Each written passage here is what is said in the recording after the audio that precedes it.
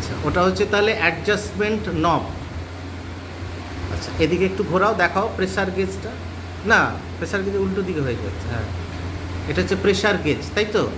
ওই না, ওইটা, হ্যাঁ, মিটারটা প্রেসার গেজ। আর তার পিছনে রয়েছে মেন ভালভটা, যেটা ওই যে ওইটা, যেটা সিলিন্ডারের সাথে অ্যাটাচ করে রাখা হয়।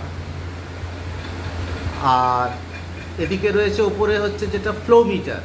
হ্যাঁ, ওটা দিয়ে আমরা মাপতে পারি যে কত লিটার পার মিনিট আমরা এটা দিচ্ছি, যেরকম ডাক্তার প্রেসক্রাইব করে দেন, আমরা যেভাবে প্রেসক্রাইব করি।